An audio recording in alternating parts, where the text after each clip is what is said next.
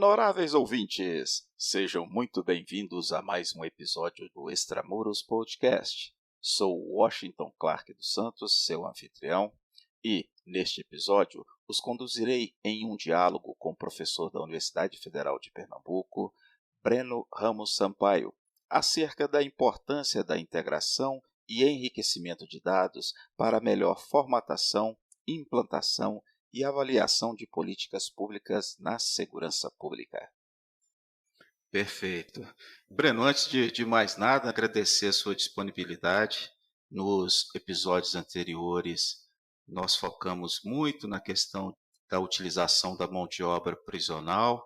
No geral, eu sempre digo que o nosso propósito envolve segurança pública como um todo, mas eu dei uma prioridade inicial na questão do sistema prisional, para que nos avanços e nas temporadas seguintes a gente expanda o horizonte e possa falar de tudo. Tal como nós já tínhamos esse contato anterior, eu fiz questão, inclusive, de contar um pouquinho dessa história do nosso contato no primeiro blog que eu postei na página do Extramuros Podcast.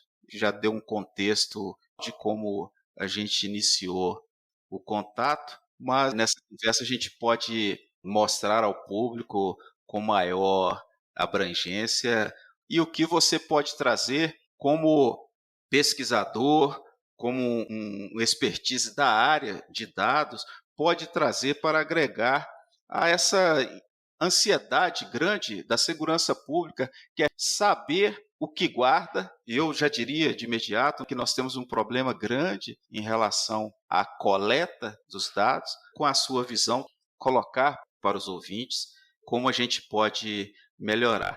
E antes de tudo, logicamente, o ideal é que tu mesmo faças a tua apresentação e diga o que é o GAP, o Grupo de Avaliação de Políticas Públicas e Econômicas da Universidade Federal de Pernambuco. Dr. Clark, primeiro, muito obrigado pelo convite, é um prazer enorme. Nós nos conhecemos 3 anos atrás e foi um encontro proporcionado, inclusive, por um professor de economia, colega meu, que estava, na época, perichiquida, no Ministério da Justiça, no DEPEN, e aí ele fez essa ponte, e aí caímos lá para uma conversa de meia hora, sem qualquer apresentação prévia, para discutir um pouco do que é dado no mundo prisional, dado no mundo do crime, e aí foi ótimo o feedback que tivemos, foi um prazer a conversa, foi algo realmente que demonstrou que vocês e o senhor está bem antenado perante as evoluções com relação à necessidade de dados para que se avaliem políticas públicas e etc. Então foi ótimo. Por isso que é um prazer enorme estar aqui falando um pouco do que foi o desdobramento daquela conversa inicial que tivemos. Bom, mas para uma breve apresentação, eu sou Breno Ramos Sampaio, eu sou do Departamento de Economia da Universidade Federal de Pernambuco, coordeno, junto com alguns outros professores, o Grupo de Avaliação de Políticas Públicas e Econômicas da UFPE, que tem feito um esforço em N dimensões, muito voltado para a avaliação de política pública no Brasil, e uma dessas dimensões, junto também com o CLIN, que é um grupo de pesquisa voltado para crime da Universidade de Bocconi, que aí é representado por Paulo Pinotti e Diogo Brito, que são meus coautores. Temos essa veia bem importante de conhecer um pouco, de avançar, que já tem N avanços importantes, mas ainda é uma coisa bem incipiente do conhecimento de avaliações de políticas ou do conhecimento até mais geral do mundo do crime no país. Então a gente tem essa veia. E é isso, espero que a conversa seja ótima, como sempre, vai ser um prazer falar um pouco disso, e eu acho que a gente pode falar um pouco do passado, mas é muito interessante falar muito do futuro, né? Porque aí é onde a coisa está começando a evoluir, pelo menos meu feeling, do pouco que eu conheço hoje, está começando a evoluir para permitir, e o pessoal está começando a enxergar a necessidade de ter uma pegada mais rigorosa quanto a dados no sistema prisional ou no mundo do crime no geral. Perfeito. E foi uma feliz coincidência a gente tardar um pouco a ter essa conversa e a nossa agenda ser compatibilizada, porque nos dias 9 e 10 de junho, a UNODC, que é o Escritório das Nações Unidas sobre Drogas e Crimes, realizou um evento híbrido, uma conferência internacional sobre fortalecimento da gestão penitenciária e cooperação interinstitucional. Caminhos para a resposta ao crime organizado nas prisões. Isso no âmbito de um projeto chamado Crime Organizado nos Presídios e Tráfico de Drogas em Perspectiva Regional. Foi um evento internacional com cerca de 60 convidados presenciais, mais de 238 representantes de órgãos nacionais e internacionais. E na semana passada eu recebi o relatório acerca dessa conferência com alguns pontos bastante interessantes que vêm muito ao encontro do que a gente já conversa e sinaliza como visão de futuro. Um dos pontos que ali foram tratados como síntese das exposições coloca classificação das pessoas presas e gestão de pessoas presas de alto risco.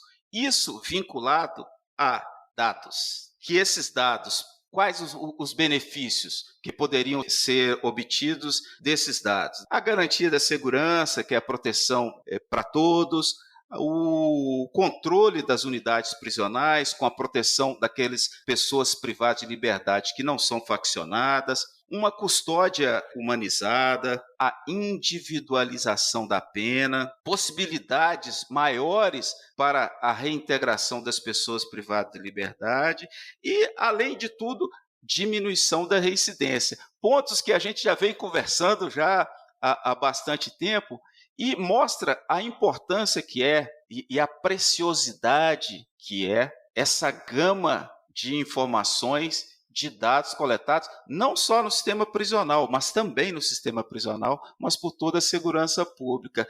Mas esses dados só serão quanto mais preciosos na medida em que eles forem melhor coletados. Eu estou correto nessa percepção?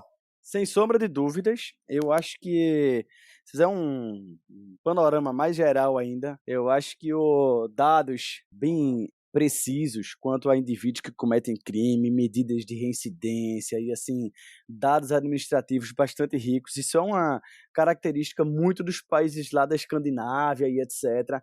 Tem nos Estados Unidos bases de dados riquíssimas, mas quando você vai para o mundo mais em desenvolvimento e etc., e mais especificamente Brasil, se você pergunta números bem básicos e agregados ainda, tipo, olha, qual é a taxa de reincidência para uma pessoa que passou por um presídio no Brasil? Não existe essa estatística. Então, assim, não é que a gente está num nível de dizer, olha, eu tenho esse indivíduo aqui que a gente está conseguindo prever qual é a taxa, qual é a probabilidade dele reincidir e a gente deve implementar a política A ou B que já foi testada e a gente sabe que ela funciona ou não funciona, ou funciona de tal forma, e a gente aí pode implementar uma política pensando numa estrutura de dado e de conhecimento que só é gerada, óbvio, se existe o dado. Mas se a gente não consegue ter nenhuma medida para entender se essa pessoa reincidiu ou não, imagine em que padrão de dado nós estamos, né?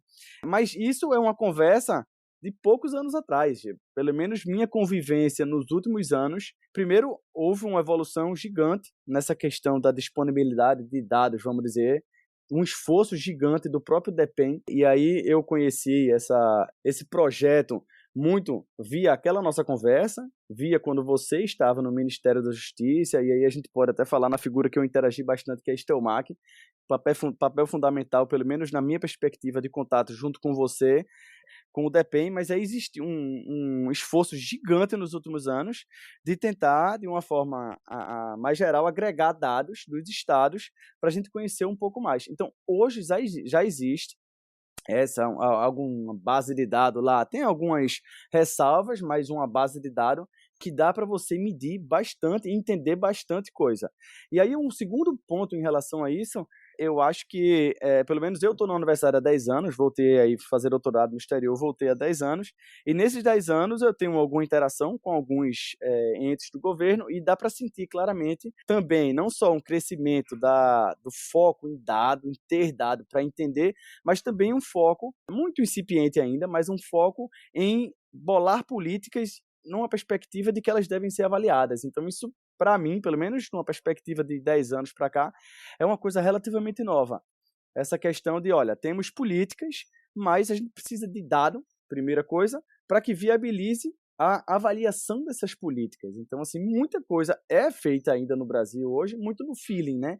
E claro, o feeling é de quem viveu naquele meio e entende bastante, mas a gente precisa tudo corroborar com dados, porque às vezes você entende que, olha, tal política ela é efetiva quando existe A, B e C condições, mas quando não existe ela não é efetiva, ou ela não é efetiva, ou ela é muito efetiva sempre.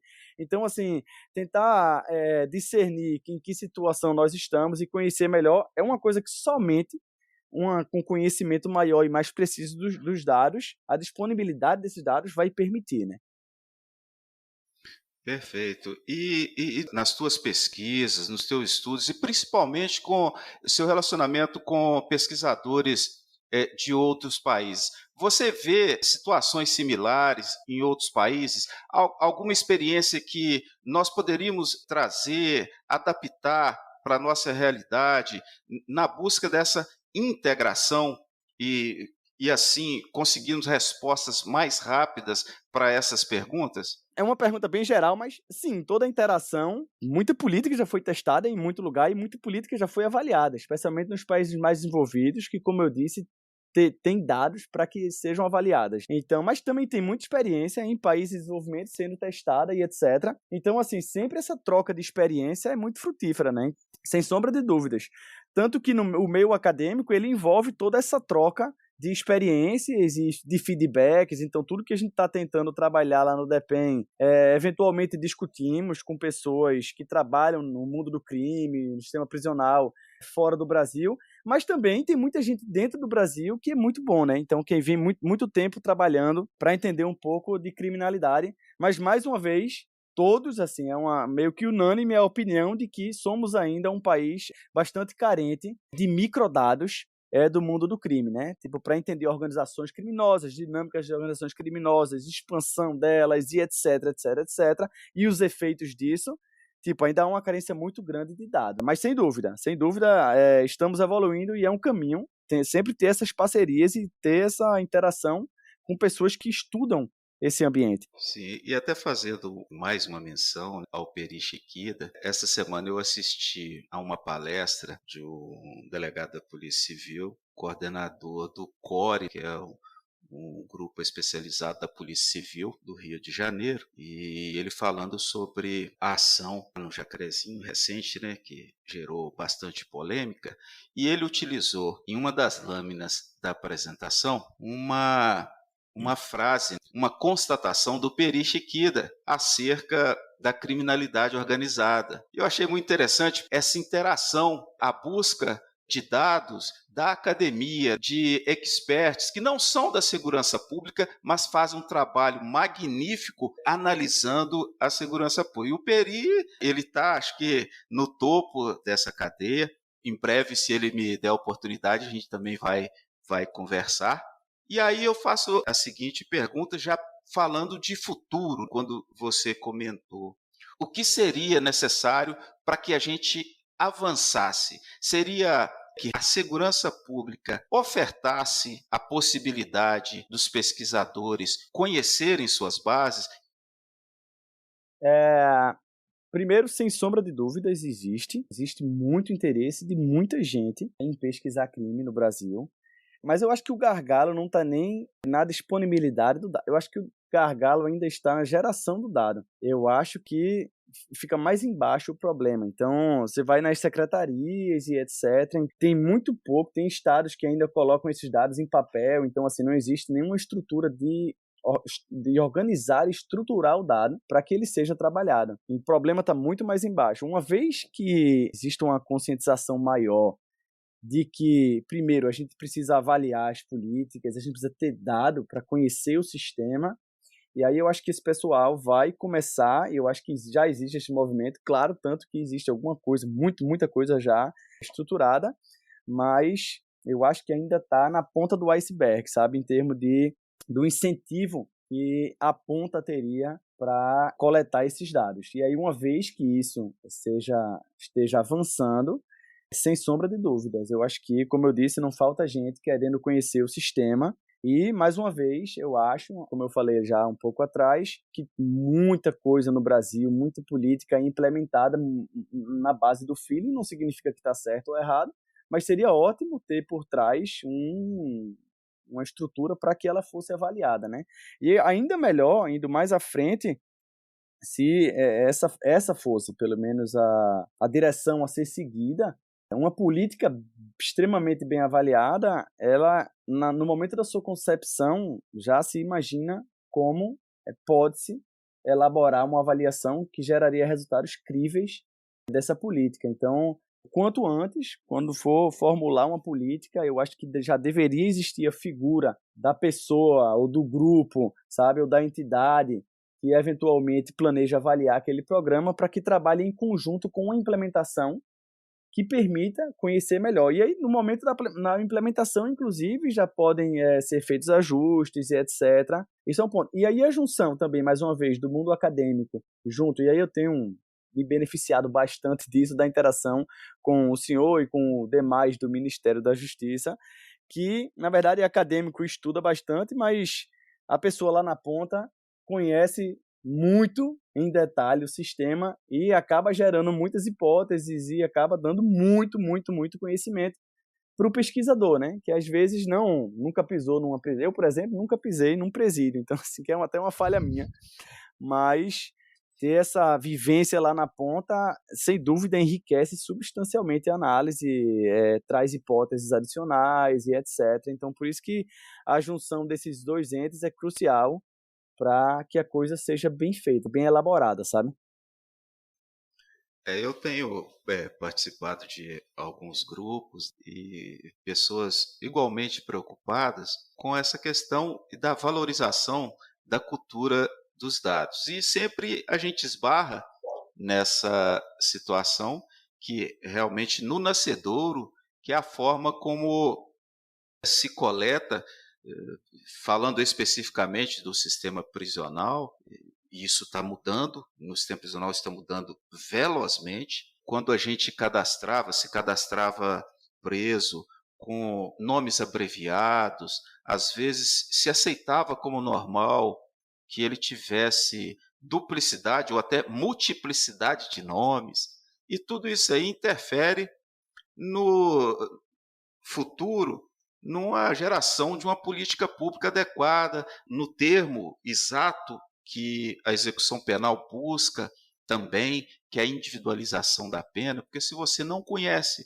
quem é a pessoa, quantas são as pessoas, com quem ela se relaciona, vai ser muito difícil você atacar, ser assertivo na política pública e ser sólido no planejamento estratégico. Nós temos muito que avançar e contar como aliados com todas as forças, não só de segurança pública, mas principalmente, eu repito, que é a academia, que pode nos abreviar em muito esforços, não é isso? Sem dúvida nenhuma. Para citar um exemplo, recentemente nós publicamos um artigo em que trabalhamos nas bases da justiça criminal, e aí a justiça criminal, como você citou essa questão da abreviação, então assim, existe bases de dados que, por exemplo, do Ministério da Saúde, que aí você consegue mapear o número de homicídios no município, quantos homicídios em tal dia naquele município, quem morreu e etc., mas não existe nada que seja identificado em nível de indivíduo, né? Então, assim, você fica muito na questão agregada. Para alguns países no mundo, como eu disse lá na Escandinávia, Estados Unidos e etc., existem essas bases que são mais microdados, que aí você consegue desambiguar a pessoa, identificar a pessoa, e aí você consegue, identificando a pessoa, linkar ela, atrelar ela a outras fontes de variação para tentar entender um pouco das motivações. Você pode generalizar isso tanto para entender uma reincidência, por exemplo, e aí você linka com uma pessoa que saiu da prisão, e aí você linka com bases de dados administrativas, por exemplo, de trabalho formal. Então, assim, se a pessoa trabalha, possivelmente ela tem uma renda, ela tende, em teoria, a cometer menos crime.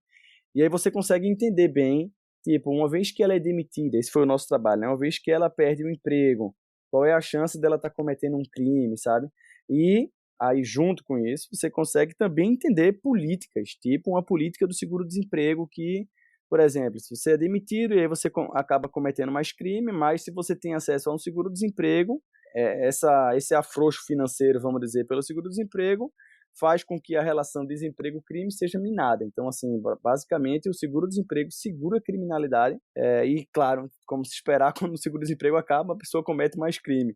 Mas isso só para salientar o poder de você não utilizar mais de variações mais agregadas, tipo, olha, em tal município teve mais, a taxa de desemprego subiu e aí você tem mais criminalidade. Então, essas variações agregadas, às vezes, não permitem você entender muito bem os mecanismos por trás Por isso a importância, como a gente vem falando, de ter esse microdado. Então, assim, não é só sobre entender uma estatística, tipo uma reincidência. Praticamente isso é uma estatística básica de medir, olha, tantas pessoas saíram, retornaram com 1 ano, a taxa de reincidência é essa, com 6 meses é essa e assim por diante, mas por permitir também você entender outros eventos sociais, você começa a entender mais profundamente as motivações de cometer crime, o que é que uma organização criminosa faz com a criminalidade de um município, disponibilidade de drogas, e aí isso tem N efeitos, tipo, olha, se tem mais droga no município, será que existe mais gravidez precoce? Será que os adolescentes largam mais a escola? Enfim, tem milhões de hipóteses que podem ser desenhadas e avaliadas, que são extremamente interessantes do ponto de vista social, mas que você só consegue entender lá na ponta, no fundo, os eventos como estão de verdade ocorrendo. Breno, em 2019, cerca de uma semana após a criação da Diretoria de Inteligência Penitenciária, nós recebemos a missão do Ministério da Justiça e Segurança Pública de congregar todas as bases cadastrais dos sistemas penitenciários estaduais em uma única base gerenciada pelo Departamento Penitenciário Nacional aqui em Brasília. E com prazo de 12 meses, nós deveríamos apresentar ao final de dezembro daquele ano um relatório com a esperada congregação das bases. Naquele momento, nós que já conhecíamos um pouco de algumas dificuldades relacionadas aos dados cadastrais em alguns estados, nós informamos da impossibilidade de, em 12 meses, trazermos essa resposta. Porém, assumimos o compromisso de apresentarmos o maior número possível das bases. Iniciamos todas as tratativas, fomos muito bem recebidos. Praticamente todos os estados,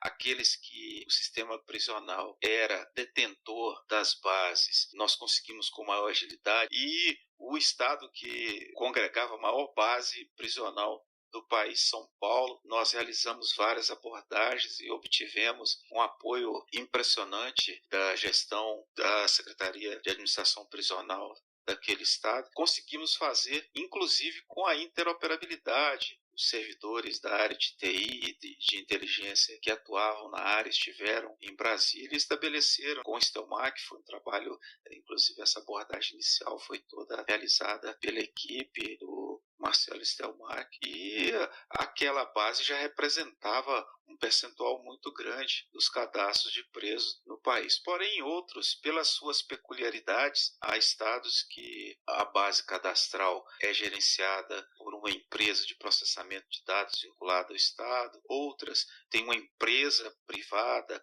outras o sistema cadastral foi desenvolvido domesticamente por servidor, e às vezes até o servidor é o responsável pela manutenção daqueles dados. Em outros foram desenvolvidos pelos servidores, mas o Estado abrigou e assumiu a responsabilidade, o que gerou uma dificuldade muito grande para esse relacionamento e essa agregação das bases depois de praticamente 18 meses. Cerca de 48% das bases dos estados. Foram essas bases que você teve acesso para fazer o enriquecimento dos dados. Diante de toda essa diversidade de bases, qual foi o seu maior estranhamento? Quais as maiores inconsistências encontradas durante a tarefa de enriquecimento de dados? Primeiro, Dr. Clark, gostaria de frisar que esse movimento de agregar as bases de dados de diversos estados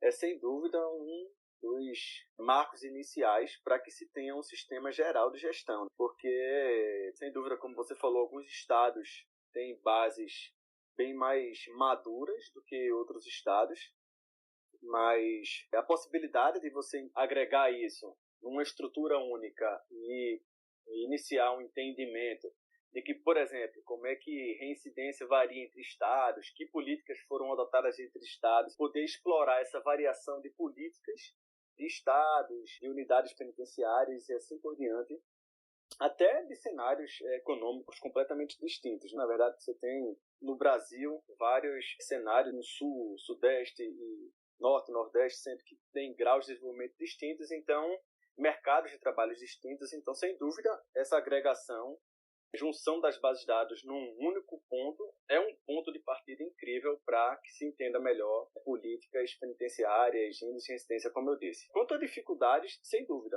a base de dados inicial que tivemos acesso continha, se não me falha a memória, 20% do cadastro dos presos tinha um CPF atrelado a ele.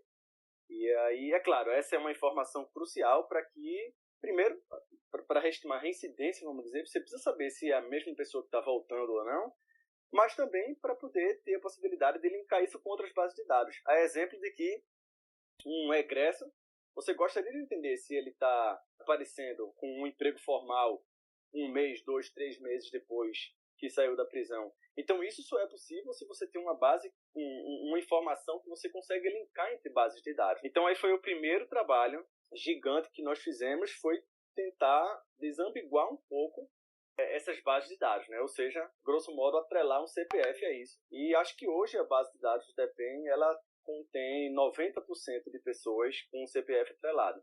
O que deu sequência, então, possibilitou a sequência do trabalho, que é, então, fazer esse link entre diversas outras bases de dados, que aí a gente consegue não só entender, por exemplo, se você linka com a base do DEPEN com base da justiça, você começa a entender melhor, caracterizar melhor tipos de processos, sentenças.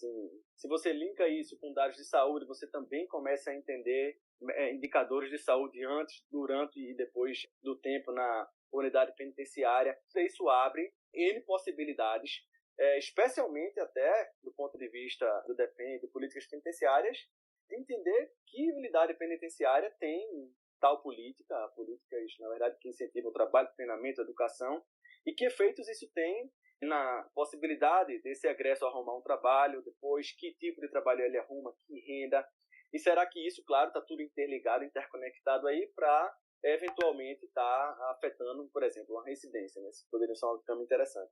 Então, sem dúvida, foi um movimento assim crucial, porque dado, como a gente vem conversando, é algo crucial para que a gente entenda os efeitos dessas políticas. O que são microdados e qual a importância deles para que nós possamos ter uma exata compreensão do que é o mundo do crime? Como falamos há pouco, a questão de dados é crucial para o entendimento de qualquer política, de qualquer efeito, caracterizar qualquer cenário em N mercados. Então, assim, claro que todo mercado tem o seu especialista, tem a pessoa lá na ponta, quem vivencia aquilo no dia a dia e que tem grandes entendimentos, mas somente o dado pode acabar nos falando o que é que ocorreu. Para citar como exemplo, hoje existe um entendimento de que a taxa de reincidência no Brasil parece ser muito maior do que o que a gente vem calculando. Então, esse número agregado é uma coisa que só a disponibilidade de microdados, a possibilidade de juntar todas essas bases de dados, permite com que você calcule com um grau de precisão maior. Até o fato de que a pessoa reincidiu, o que possivelmente são os determinantes da reincidência? Será que o egresso saiu num momento em que o mercado de trabalho estava passando por um momento ruim e aí tentou arrumar um trabalho, não conseguiu e aí recorreu ao mundo do crime para extrair renda? Que tipo de trabalho esse egresso arruma? Será que algum tipo de treinamento nas unidades penitenciárias estão tornando algum curso lá de cortar cabelo, ou que seja? Será que isso é o meio em que, uma vez saindo das unidades penitenciárias, essa pessoa vem a empreender e montar um cabeleireiro e etc.? Tudo isso podem ter casos específicos e são bem interessantes esses casos, que dão hipóteses interessantes do ponto de vista para o pesquisador, mas só o dado mais robusto, agregado, juntando isso com diversas outras bases de dados, é que possibilita essa caracterização mais precisa dos eventos sociais, né? Por isso a importância desses dados e do link desses dados com as diversas outras bases de dados que eu citei há pouco. Tua ressalva quanto à qualidade dos dados do DEPEN estão vinculados única e exclusivamente à forma da coleta dos dados ou à ausência de um indexador que, por exemplo, consiga unificar os nomes de pessoas? Eu acredito que, como toda base de dados, nenhuma é perfeita, né? Existem bases de dados mais bem estruturadas, existem bases de dados menos elaboradas. Então, a experiência com o DEPEN mostra que alguns estados têm as bases um pouco mais elaboradas e alguns estados não. Para citar 2 exemplos rápidos, a gente encontrou, analisando os dados, que para alguns estados existe, para alguns períodos, ou seja, creio que alguns momentos ali, a coleta e a estruturação da base de dados passou por alguma dificuldade, tinham muitas duplicadas. Então, assim, você não conseguia bem entender o que era, e a gente acabou descobrindo, na verdade, que eram simplesmente informações duplicadas. Então, dava para meio que excluir isso e tornar a base um pouco mais bem estruturada. Isso é um problema que ali, mexendo nos dados e etc., deu para resolver, deu para contornar. Mas alguns outros problemas, por exemplo, alguns estados, uma vez que um egresso registra uma saída e uma reentrada numa unidade penitenciária, isso pode estar ocorrendo simplesmente porque ele foi fazer uma visita no médico ou foi participar de uma audiência, então ele sai e retorna no mesmo dia. E aí alguns estados tinham essa codificação, né? Registrava a razão da saída e a entrada.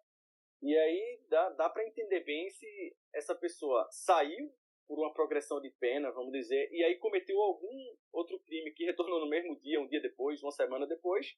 Isso aí, com a base de dados, com essa informação crucial para que isso fosse determinado, alguns estados simplesmente não continham esse tipo de informação. Então, simplesmente tem um registro de saída e entrada. Então, você não consegue definir o que é simplesmente uma saída e uma volta rápida para algum elemento desse que não caracteriza uma saída, de uma saída efetiva e uma reentrada. Então a gente fez um trabalho gigante tentando melhorar um pouco isso, linkando com outras bases de dados, mas claro, sempre fica a ressalva de que realmente para alguns dados a coisa ficou meio que inviabilizada de ser trabalhada. Percebo pela leitura do trabalho de vocês, chamado Perfil e Dinâmica Socioeconômica dos Egressos do Sistema Prisional Brasileiro, que o CPF foi o chamado indexador que permitiu sair de um número de 25% de identificação de presos para 85%. Desde já eu parabenizo vocês por atingir essa margem e pergunto se hoje o CPF seria o indexador mais indicado para constar com exigência em todo o sistema para cadastro de presos?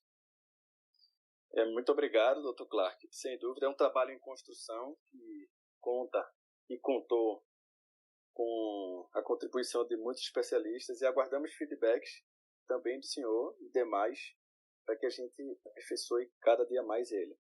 Quanto à informação do CPF, sem dúvida, acho que seria uma informação crucial, até como eu disse anteriormente, para possibilitar o link das bases do DEPEN com diversas outras bases de dados, para que a gente possa entender diversos efeitos de políticas e o que ocorre com a vida desses egressos depois de reincidências e etc. Então, para que essas medidas ganhem precisão, sem dúvida, é necessário que a gente saiba exatamente quem é aquele indivíduo, né?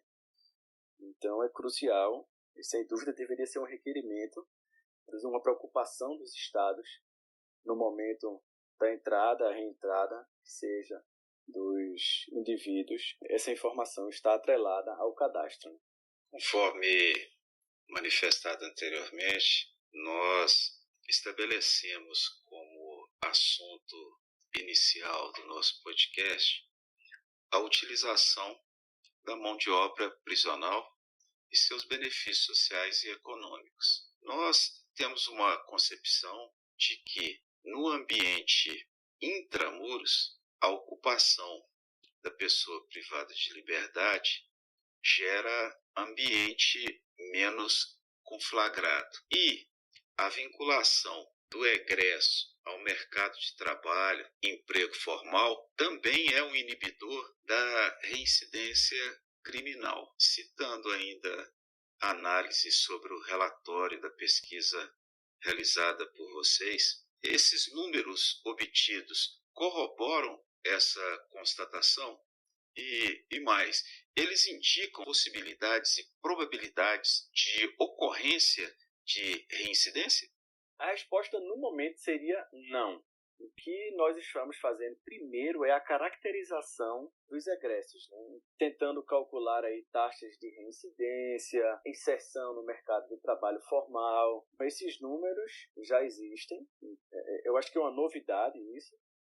E, inclusive, contrapõe muito das percepções tidas pelos diversos especialistas da área, mas concluir primeiro que programas educacionais, formação ali de trabalho dentro das unidades penitenciárias, ou o papel, uma vez que o egresso sai e arruma um trabalho formal ou informal, e o papel disso na probabilidade de reincidência, não. O relatório no momento não permite concluir isso. Inclusive, eu acredito que isso deveria ser uma segunda fase, aí uma vez que os dados estejam linkados, para tentar avaliar como, por exemplo, o acesso a emprego funciona como um inibidor da reincidência.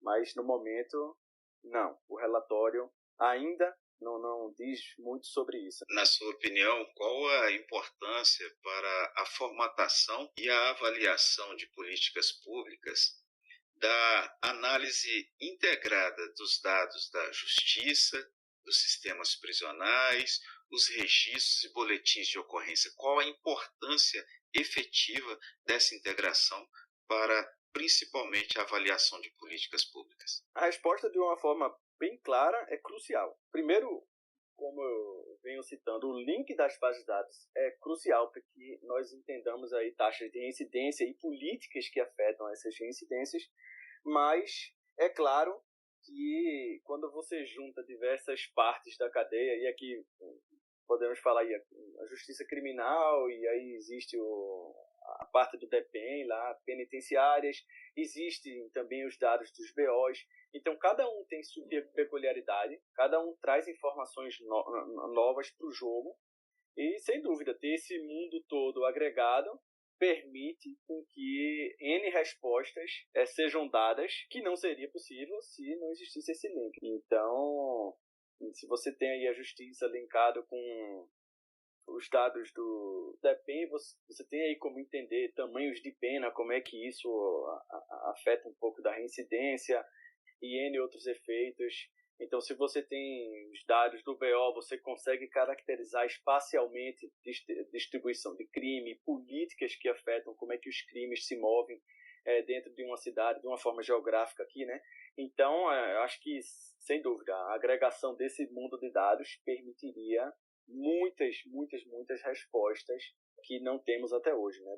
De como se dá o comportamento do crime nas N dimensões possíveis. Diante de tua análise do que você conheceu desse percentual de bases dos sistemas prisionais e considerando a possibilidade, mais do que possibilidade, a probabilidade de que esses números, esse percentual vai avançar, que mais à frente o Ministério da Justiça e Segurança Pública possa integrar outras bases e disponibilizar aos pesquisadores para que nós possamos ter uma melhor avaliação das políticas públicas de segurança pública.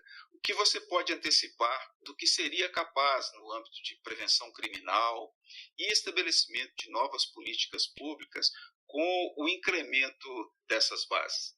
Dr. Clark, essa é uma pergunta bem difícil de ser respondida pela abrangência dela. A junção dessas bases permitiria entender, creio que, evoluções e como organizações criminosas podem estar afetando dinâmicas criminais entre municípios, o mundo das drogas.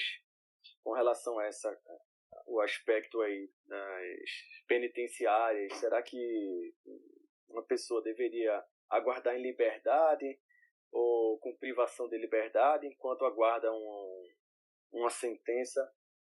Isso é um tópico, inclusive, que tem tido bastante discussão no mundo mais desenvolvido, que há uma disponibilidade de dados incríveis, e eles começam a tentar prever exatamente qual seria o comportamento baseado no histórico daquela pessoa e etc. Então aquilo não é que sirva completamente para uma tomada de decisão, mas é mais um input na decisão de um juiz, por exemplo, no momento da tomada de decisão, ter esse tipo de informação, né? Quanto mais informação for disponibilizada para todos os entes da cadeia, melhores são as decisões, né? Sem dúvida, isso viabiliza a avaliação de muitos programas, o entendimento, como eu disse, de organizações criminosas, o entendimento da própria política, do cenário econômico e como tudo isso está interligado com a questão criminal. Sem dúvida, eu acho que abrem portas aí incríveis se existir um movimento de que ter dados, dado é o novo petróleo, como dizem, né? Ter dados viabilizaria tudo isso a acontecer. Meu caro, caminhando para o final de nossa conversa, eu agradeço imensamente a tua disponibilidade, por você ter aceitado o nosso convite. Deixo esse espaço à sua inteira disposição para a sua despedida e qualquer outra manifestação. E que em breve a gente possa se encontrar pessoalmente. Grande abraço. Opa, Dr. Clark. Bom, primeiro foi um prazer, agradeço muito o convite para participar. E a mensagem que eu deixo é que, já existe um movimento de N entes já valorizando essa questão do dado, né? Mas, sem dúvida, é muito incipiente ainda. Então, estados, por exemplo, que têm bases de dados um pouco mais precárias, deveriam se preocupar bastante com isso e investir nisso, porque é aí onde a gente vai começar a descobrir muito, entender muito o funcionamento das instituições e as dinâmicas criminais. Então, minha mensagem é essa, que exista uma valorização maior dessa questão e, claro, que isso tudo venha junto com um investimento também em avaliações, né? Hoje, muito mais do que 10 anos atrás, quando eu retornei para o Brasil, já existe um discurso muito mais sólido quanto à necessidade de avaliar políticas para que viabilize ou o cancelamento delas, se elas não são efetivas, e aí existe um gasto desnecessário, ou o ajuste delas, que elas podem ser muito mais efetivas se nós conhecemos para quem e quando ela é mais efetiva. Então, o dinheiro pode ser melhor gasto. Mas é isso. Muito obrigado mais uma vez. Foi um prazer enorme e fico à disposição para qualquer esclarecimento adicional ou qualquer pessoa que deseja uma conversa sobre o trabalho que nós estamos fazendo, tanto no DEPEN, tanto em N outras dimensões para entender crime no Brasil. Muito obrigado. Honoráveis ouvintes, encerrando este episódio ao tempo em que agradeço pela audiência, eu, Washington Clark dos Santos, seu anfitrião, os convido a acessarem a página do Extramuros Podcast na internet, www.extramurospodcast.com. Ali é possível acessar também a todas as plataformas em que os episódios estão disponíveis, postar comentários e sugestões por áudio, clicando no microfone situado na margem inferior direita da tela. Será uma honra receber o teu contato. Muito obrigado e até breve.